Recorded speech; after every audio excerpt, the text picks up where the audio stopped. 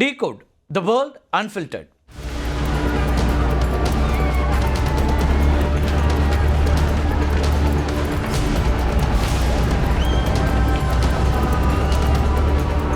இப்போதைக்கு நேபாள் நாட்டில் நாடாளுமன்ற கட்டணமே இல்லை அப்படிங்கிற நிலை தான் இருக்கு.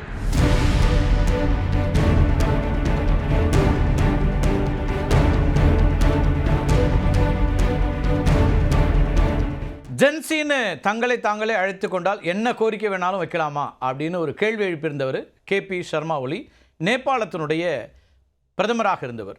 இப்படி கேள்வி கேட்ட 48 மணி நேரத்தில் முன்னாள் பிரதமர் அப்படின்னு ஆயிட்டார்.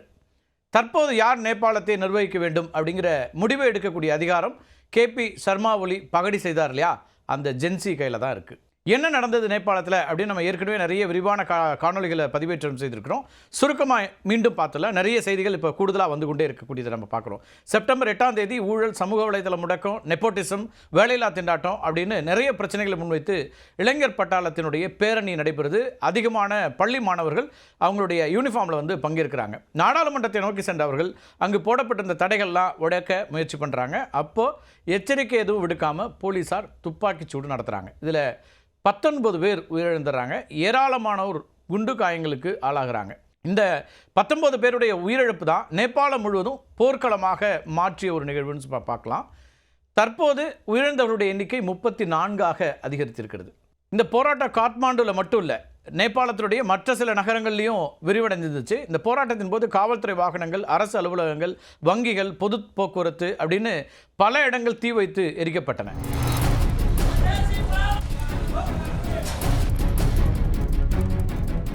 நாடாளுமன்ற கட்டடத்துக்கு போராட்டக்காரர்கள் வைத்த தீயினால கட்டடம் முழுவதுமே எரிஞ்சு சாம்பல் ஆயிடுச்சு. இப்போதைக்கு நேபாள் நாட்டில் நாடாளுமன்ற கட்டடமே இல்லை அப்படிங்கிற நிலை தான் இருக்கு.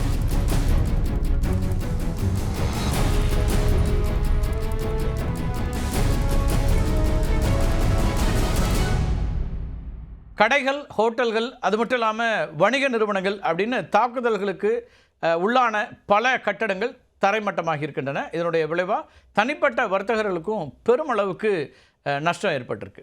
சுமார் 800 கோடி ரூபாய் செலவில் கட்டப்பட்ட காத்மாண்டுவுடைய அடையாளமாக சொல்லலாம் அப்படி திகழ்ந்த ஹோட்டல் ஹில்டன் இப்போ எலும்பு கூட காட்சியளிக்குது.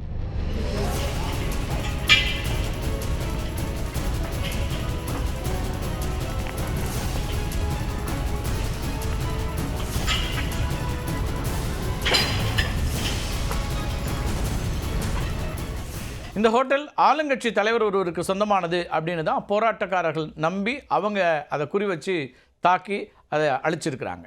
போராட்டங்களின் போது கடைகள் மூடப்பட்டன, போக்குவரத்து முடக்கப்பட்டுச்சு. இதனால் உள்நாட்டு வணிகம் கடுமையாக பாதிக்கப்பட்டுச்சு.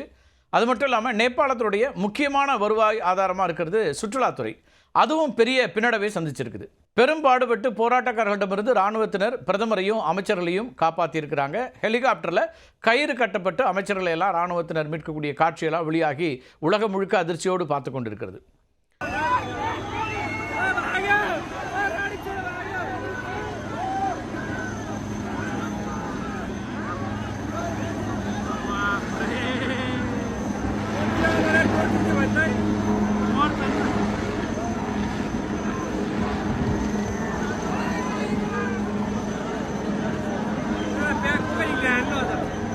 பிரதமர் பதவியை ராஜினாமா செய்த KP சர்மா ஒலி எங்கிருக்கிறார் அப்படிங்கிற சந்தேகம் ஏற்பட்டிருக்கு. அவர் துபாய்க்கு தப்பிச் சென்று விட்டதாக உறுதிப்படுத்தப்படாத தகவல்கள்லாம் வரக்கூடியதை பார்க்குறோம். நேபாளம் முழுவதுமே பல்வேறு சிறைகள் உடைக்கப்பட்டு கைதிகள் தப்ப வைக்கப்பட்டிருக்காங்க.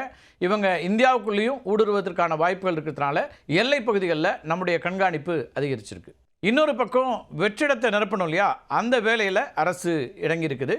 பிரதமர் இல்லாத நிலையில் இடைக்கால அரசினுடைய தலைவராக சுஷீலா கார்கி உருவெடுத்திருக்கிறார்.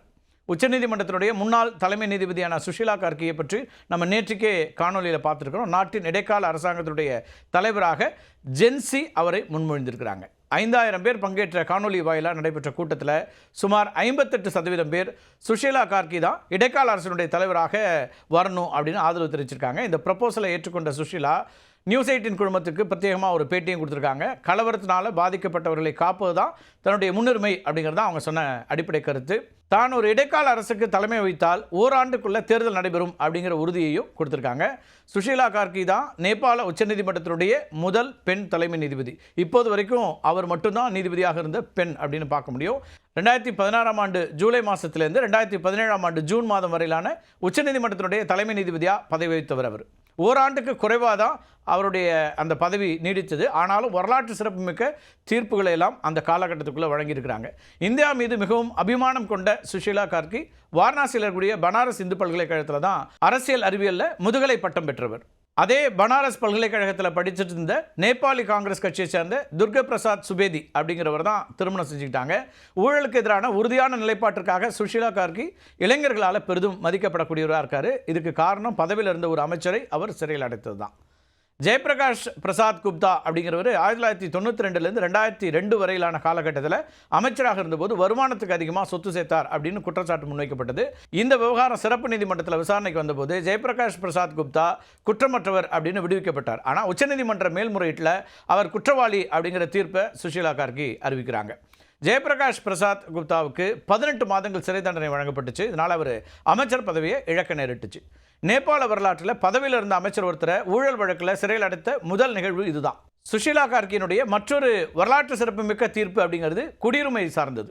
நேபாள சட்டத்தின்படி ஒரு குழந்தைக்கு குடியுரிமை வழங்கணும் அப்படின்னா அதனுடைய தந்தை நேபாள குடிமகனாக இருப்பதுங்கிறது கட்டாயம். அதனால் தந்தையற்ற பல குழந்தைகள் குடியுரிமை பெற முடியாமல் தவிச்சிட்டு இருந்தாங்க. சுஷீலா கார்கி இந்த நிலைமையை மாற்றி தாய் வழியே குழந்தைகளுக்கு குடியுரிமை வழங்குவதற்கான உரிமை குறித்து ஒரு முற்போக்கான தீர்ப்பை வழங்கினார். இந்த தீர்ப்பு தாய்மார்களுக்கு தந்தையருக்கும் இணையாக தங்களுடைய குழந்தைகளுக்கு குடியுரிமை வழங்குவதற்கான உரிமையை கொடுக்கக்கூடியதாக இருந்துச்சு. இந்த தீர்ப்பின் காரணமாக நேபாளத்தின் அரசியலமைப்பு சட்டத்தில் குடியுரிமை கொடுத்த விதிகளில் திருத்தம் செய்யப்பட்டுச்சு. அவ்வளவு முக்கியத்துவம் வாய்ந்த ஒரு தீர்ப்பாக அது அமைந்தது. உலகின் எல்லா கரப்ஷன் குருசேடர்களும் எதிர்கொள்ளக்கூடிய பிரச்சனையை சுஷீலா கார்கியும் எதிர்கொண்டார். 2017 நேபாள அரசாங்கம் ஒரு குறிப்பிட்ட நபரை காவல்துறை தலைவராக நியமிக்கணும்னு முடிவு பண்ணுறாங்க. ஆனால் சுஷீலா கார்கி தலைமையிலான உச்சநீதிமன்ற அமர்வு அந்த நியமனத்தை ரத்து செய்து மூத்த அதிகாரியை நியமிக்கிறதுக்கு உத்தரவிட்டது. அப்போ நேபாளத்தில் ஆட்சியில் இருந்த மார்க்சிஸ்ட் கம்யூனிஸ்ட் கட்சி மற்றும் நேபாள காங்கிரஸ் கட்சிகள் சுஷீலா கார்கி மீது நாடாளுமன்றத்தில் பதவி நீக்க தீர்மானத்தை கொண்டு வர்றாங்க. பதவி நீக்க தீர்மானம் தாக்கல் செய்யப்பட்டதை தொடர்ந்து அவர் இடைநீக்கம் செய்யப்படுறாரு. ஆனால் இந்த நடவடிக்கை நேபாளத்தில் பெரும் அரசியல் கொந்தளிப்பை ஏற்படுத்திய ஒன்றாக இருந்துச்சு. வழக்கறிஞர்கள், மனித உரிமை அமைப்புகள், சாமானிய மக்கள்னு பலரும் வீதிகளில் இறங்கி அரசாங்கம் கொண்டு வந்த தீர்மானத்துக்கு எதிராக போராட்டங்களை நடத்தினாங்க. இந்த போராட்டங்கள் அது மட்டும் இல்லாமல் பொதுமக்களுடைய அழுத்தங்கள் காரணமாக பதவி நீக்க தீர்மானம் வாபஸ் பெறப்பட்டுச்சு. இதனால் சுஷீலா கார்கி மீண்டும் பதவியேற்று ஓய்வு பெறும் வரைக்கும் தலைமை நீதிபதியாக தொடர்ந்தார். இதுதான் நேபாளத்தில் இருந்த வரலாறு. நேபாள அரசியலமைப்பினுடைய 132வது பிரிவு என்ன சொல்லுதுன்னா, உச்சநீதிமன்ற நீதிபதிகள் நேரடியாக அரசியல் பதவிகளை வகிப்பதை தடை செய்து. இதனால் சுஷீலா கார்கி இடைக்கால அரசினுடைய தலைவராக தேர்வு செய்யப்படுவாரா அப்படிங்கிற சந்தேகமும் ஒரு பக்கம் நிலவிட்டு இருக்குது. ஆனால் 2013 உச்சநீதிமன்ற தலைமை நீதிபதியாக இருந்த கில்ராஜ் ரெக்மி அப்படிங்கிறவர் அரசியலமைப்பு சட்டம் மற்றும் அரசியல் கட்சிகளுடைய உடன்படிக்கையின் அடிப்படையில் இடைக்கால அரசாங்கத்துக்கு தலைமை வைத்திருக்கிறார். ஒரு முன்னுதாரணம் இருந்திருக்குது. 2012ஆம் ஆண்டில் நாடாளுமன்றம் கலைக்கப்பட்டதை தொடர்ந்து பாரபட்சம் இல்லாத ஒரு தேர்தலை நடத்த பொதுவான நபர் ஒருவர் தேவைப்பட்டார். அப்போ தான் உச்சநீதிமன்ற தலைமை நீதிபதியாக இருந்த கில்ராஜ் ரெக்மியை இடைக்கால அரசுக்கு தலைமை தாங்கணும்னு அனைத்து கட்சிகளுமே கேட்டுக்கொண்டாங்க, ஒப்புக்கொண்டாங்க. இடைக்கால தலைவராக வாய்ப்பு இருக்கக்கூடிய மற்றொருவர் இப்போ நம்ம பேசிட்டு இருந்தோம் இல்லையா, இவங்க இல்லாமல் வேறு ஒருத்தர் யார் வர முடிய வாய்ப்பு இருக்குன்னா குல்மான் கிசிங் அப்படிங்கிறவர். நேபாள மின்சார ஆணையத்தினுடைய நிர்வாக இயக்குநராக அவர் இருக்கிறார். நேபாளத்தில் பல ஆண்டுகளாக நீடித்து வந்த மின்வெட்டு பிரச்சனையை முடிவுக்கு கொண்டு வந்ததற்காக பெரிதும் மதிக்கப்படக்கூடியவராக இருக்கிறார், மக்களால் கொண்டாடப்படக்கூடியவராக இருக்கார். 2016 நேபாள மின்சார ஆணையத்தினுடைய தலைவராக பொறுப்பேற்ற போது நேபாளம் தினமும் 18 மணி நேரம் வரைக்கும் மின்வெட்டை சந்தித்துக் கொண்டிருந்துச்சு. அவ்வளவு மின்சார பற்றாக்குறை இருந்த ஒரு நாடாக இருந்துச்சு. திறமையான மேலாண்மை, மின் விநியோக சீர்திருத்தங்கள் மூலமாக கிசிங் என்ன பண்ணுறாருன்னா மின்வெட்டை முற்றிலுமாக ஒழித்திருக்காரு. ஒரு காலத்தில் கடும் நஷ்டத்தில் இயங்கி வந்த NEA இவருடைய தலைமையின் கீழ் லாபம் ஈட்டக்கூடிய ஒரு பொதுத்துறை நிறுவனமாக மாறி இருக்குது. நேபாள மின்சார ஆணையத்தினுடைய செயல்திறன் மற்றும் வெளிப்படைத்தன்மையை மேம்படுத்த பல நிர்வாக சீர்திருத்தங்களை அவர் செஞ்சிருக்காரு. இந்த சாதனைகள் காரணமாக தான் நேபாளத்தில் ஒரு தேசிய வீரராக போற்றப்படுகிறார். 2020ஆம் ஆண்டில் அவருடைய பதவிக்காலம் முடிந்த போதும் பொதுமக்களுடைய பெரும் ஆதரவால் அவர் 2021 மீண்டும் அதே பதவிக்கு நியமிக்கப்பட்டார்.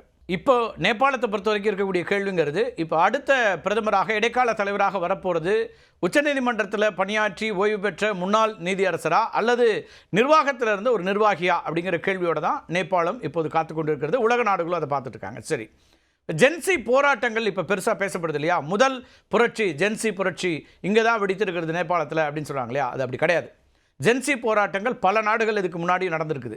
அப்படி சில விஷயங்களையும் சுருக்கமாக பார்த்தலாம். ஜென்சி போராட்டங்கள் இதுக்கு முன்னாடி எங்கெல்லாம் ஆட்சி மாற்றத்தை கொண்டு வந்திருக்கு அப்படின்னு பார்த்தீங்கன்னா, அது மட்டும் இல்லை, அரசனுடைய முக்கிய முடிவுகளில் மாற்றங்களுக்கு வழிவகுத்த சில போராட்டங்கள் இருக்குது. அப்படி பார்க்கும்போது ஜென்சி போராட்டங்கள் பெரும்பாலும் சமூக ஊடகங்களால் தூண்டப்பட்டு வீதி போராட்டங்களாக மாறக்கூடியதாக தான் கடந்த காலங்களில் இருந்திருக்கு. 2019ஆம் ஆண்டில் சூடானில் ஜென்சியை சார்ந்தவர்கள்லாம் பல மாதங்களாக அரசாங்கத்துக்கு எதிராக போராடுறாங்க.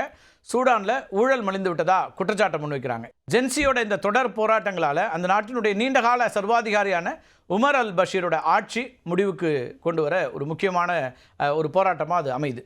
இராணுவ புரட்சி மூலமாக அதிகாரத்தை கைப்பற்றிய உமர் அல் பஷீர் சூடானில் 30 ஆண்டுகள் கொடுங்கோல் ஆட்சி புரிந்து வந்தார். 30 ஆண்டு கால ஆட்சியை ஜென்சி 4 மாத போராட்டத்தில் முடிவுக்கு கொண்டு வந்துச்சு. 2019ஆம் ஆண்டு வாக்கில் ஹாங்காங்கில் சீன அரசாங்கத்துக்கு எதிராக நடந்த ஜனநாயக போராட்டங்களையும் இந்த ஜென்சியினுடைய பங்கு ரொம்ப முக்கியமாக இருந்திருக்குது. தன்னாட்சி அதிகாரம் பெற்ற ஹாங்காங்கில் குற்ற வழக்குகளில் சிக்கியவர்களை சீனாவுக்கு நாடு கடத்தி விசாரணை செய்யக்கூடிய வகையில் ஹாங்காங் அரசாங்கம் ஒரு சட்ட திருத்தத்தை முன்மொழிகிறாங்க. இதனை எதிர்த்து ஜென்சி போராட்டத்தை நடத்தது. ஜூன் 2019 சுமார் 20 லட்சம் பேர் இந்த சட்ட மசோதாவுக்கு எதிராக பேரணி நடத்தினாங்க. ஹாங்காங் வரலாற்றிலேயே இதுதான் மிகப்பெரிய மக்கள் திரள் போராட்டம் அப்படின்னு பார்க்கப்படுது. இந்த போராட்டத்தினுடைய எதிரொலியாக சட்ட திருத்தத்தை ஹாங்காங் அரசு திரும்ப பெற்றுச்சு.